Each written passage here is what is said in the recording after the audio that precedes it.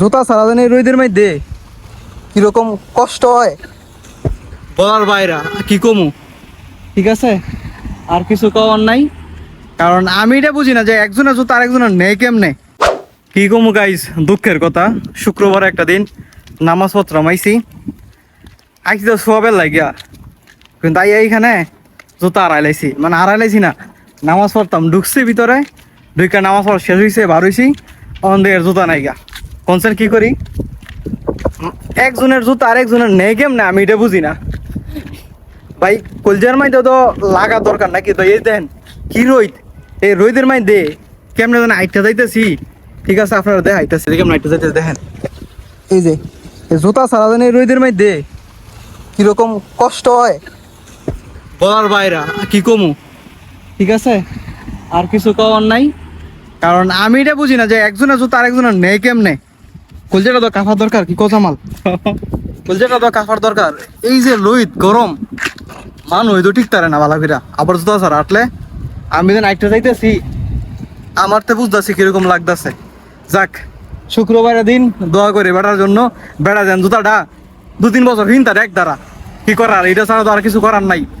বেড়া তো বালা দোয়াই দিতে হইব, নামাজটা হয়ে এলাম মারতো, কি কও বিভাগ যদি থাকতো, আচ্ছা বিভাগ যদি থাকতো তাহলে কি নিল জুতাটা, কিরকম মানুষ আল্লাহ চিন্তা করেন।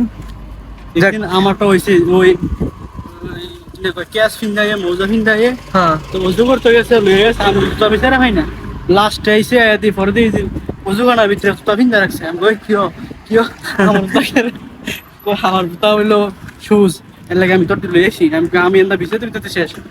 হ্যাঁ করে অনেকগুলা আছে, ঠিক আছে, মসজিদ আইয়া পুরান জুতা দিয়ে নতুন জুতা পাইলে এটা লয়ে জায়গা। আরে কি চিন্তা করতে আমি কেমনে যাবো আইটা, এই লইদের মধ্যে যাই কেমন আইটা, আমার তো খালি ইডেই কষ্ট, এই লইদের মধ্যে আইটা যাবো কেমনে। ওই যে 2-3 জুতা ফুরা জুতা দেখে এলাম, মনে হয় আমার নতুন জুতা দেখছে, নতুন জুতা লয়ে গেছে গা। মার তো 2 দিন আগে জুতা কিনছি গাইছে, বুঝছেন নি, 15 টাকা দিয়া এই তো কোটা কই কম আর কি, কষ্ট কিন্তু শেষ নাই। জুতা লয়ে যাবে এখান থেকে, সৌদির মধ্যে অভাব দেওয়া দিছ, কঠিন অভাব। আজকের এই সিচুয়েশনে পড়ে আমার ছোটবেলার কথা মনে হয়ে গেল গা, কারণ আমরা যখন ছোটবেলা মসজিদে যাইতাম আর কি আরবি পড়তে, তখন একজনের জুতা আরেকজনের নিত গা, আর কইতো এটা আমার জুতা আমার জুতা। যাই হয়ে যাক, যত হইতো সমস্যা নাই। তো সবাই দোয়া করবেন আমার জন্য, সবাই ভালো থাকবেন।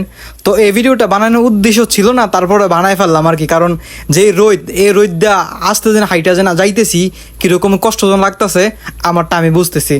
সো গাইস, দেখা হবে নেক্সট কোনো ভিডিওতে, নেক্সট কোনো ব্লগে। সো এই পর্যন্ত ভালো থাকবেন, আল্লাহ হাফেজ।